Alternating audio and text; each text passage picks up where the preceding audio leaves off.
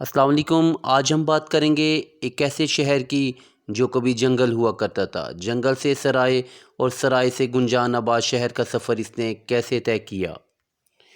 اس شہر کا نام اوکا نامی پودے سے منسوب ہے۔ 18ویں صدی عیسوی میں یہاں ایک جنگل ہوا کرتا تھا۔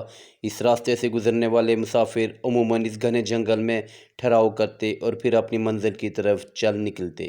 اوکاڑا کو یہ نام ملنے سے پہلے دوسرے نام اوکا والا اور اوکا اڈا بھی حاصل رہے۔ یہ لاہور و فیصل آباد کے جنوب مغرب میں دریائے راوی سے 100 کلومیٹر کے فاصلے پر واقع ہے۔ یہ علاقہ زراعت اور کپاس کی صنعتوں کے لیے مشہور ہے۔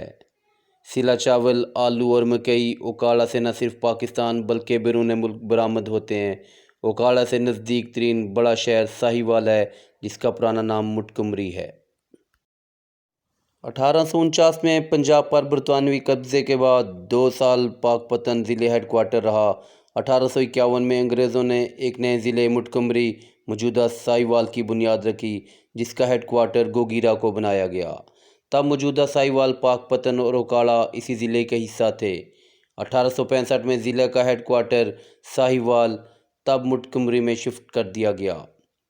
20ویں صدی کے آغاز میں اوکاڑا ضلع مٹکمری کا ایک چھوٹا سا شہر تھا۔ اوکاڑا آباد ہونے سے پہلے یہاں اوکا کا جنگل ہوا کرتا تھا۔ دی اربن یونٹ کے تحت اوکاڑا پر تیار کی گئی رپورٹ کے مطابق نہری نظام متعارف کروائے جانے سے پہلے اوکاڑا ایک بنجر علاقہ تھا۔ 1913 میں پہلے لوئر باری دواب اور اس کے بعد پاک پتن اور دیپال پور نہروں نے اس علاقے کو کھیتی باڑی کا مرکز بنا دیا۔ 1918 میں ریلوے لائن بچھنے سے اوکاڑا کراچی اور لاہور سے جڑ گیا، جبکہ 1925 تک اوکاڑا کو سڑکوں کے ذریعے سبھی بڑی شہروں کے ساتھ جوڑا جا چکا تھا۔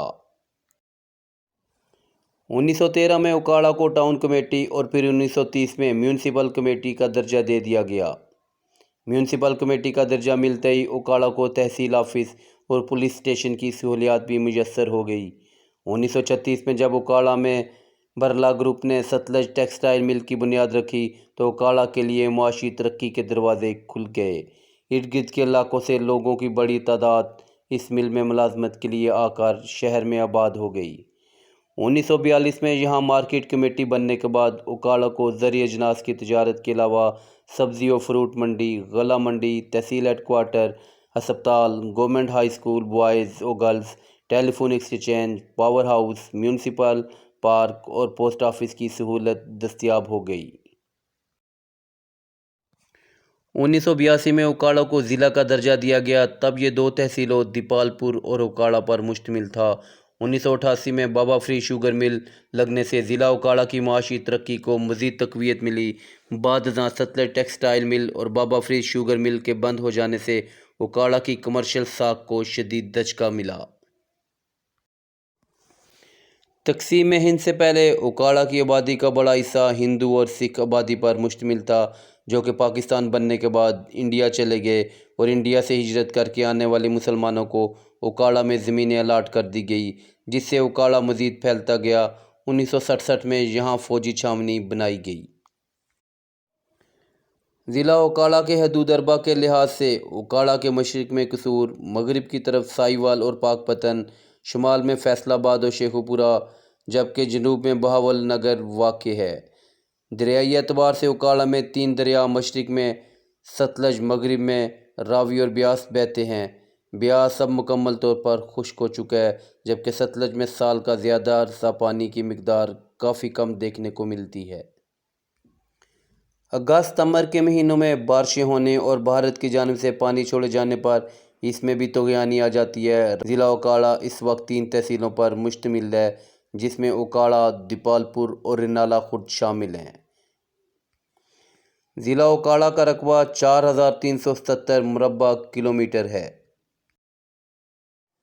اوکاڑا کی 3 تحصیلوں میں رنالہ خرد، دیپال پور اور اوکاڑا میں 5 MNA اور 10 MPA کی نشستیں ہیں، جبکہ حالیہ حلقہ بندیوں کے تحت ضلع اوکاڑا کو 140 یونین کونسلوں اور 7 میونسپل کمیٹی اوکاڑا، دیپال پور، رنالہ خرد، بصیر پور، حویلی لکھا، حجرہ شاہ مقیم اور منڈی احمد آباد میں تقسیم کیا گیا ہے۔ تعلیمی لحاظ سے ضلع اوکاڑا میں 12 degree college, 5 higher secondary school, 142 secondary, 151 middle school, 1257 primary school, جبکہ ایک یونیورسٹی بھی موجود ہے۔ اکاڑہ میں بسنے والی مشہور ذاتوں میں سید، شیخ، ارائیں، بودلہ، راؤ، بھٹی، جٹ، کمیانہ، سیال، گجر، کمبوا، بلوچ، وٹو، جویا، ڈوگر، کھرل اور دیگر شامل ہیں۔ اکاڑہ میں درختوں میں کیکر، اوکا، بیری اور ونٹ پائے جاتے ہیں۔ اکاڑہ میں آلو کی منڈی ایشیا کی سب سے بڑی منڈی مانی جاتی ہے۔ اکاڑہ میں گندم، مکئی، ٹماٹر، چاول، کپاس، آم اور مالٹا سب سے زیادہ کاشت کی جاتی ہے۔ ایک تاریخی شخصیت میر چاکر خان رند بلوچ قبیلہ رند کا سردار تھا، جس نے 1518 میں اکاڑہ کے علاقے ستگرہ کو اپنا مسکن بنایا۔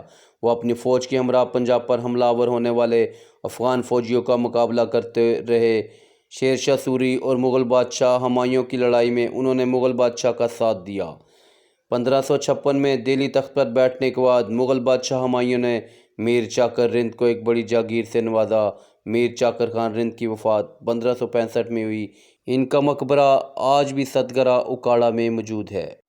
احمد خان کھرل پنجاب کی دھرتی کا وہ سپوت ہے جس نے رنجیت سنگھ کے بعد انگریز کا اس علاقے سے راستہ روکا۔ اکاڑہ کے گاؤں جھامرے سے تعلق رکھنے والے اس راٹھ نے مقامی قبائل کو نہ صرف ایک جگہ اکٹھا کیا بلکہ انگریز کے خلاف بغاوت کے لیے آمادہ بھی کیا۔ اکاڑہ کے اس سپوت کو 21 ستمبر 1857 کے دن شہید کیا گیا۔ یہ تھی کہانی اس شہر کی جو ایک جنگل سے گنجان آباد شہر بنا اور آج یہ پنجاب کا ایک اہم شہر ہے۔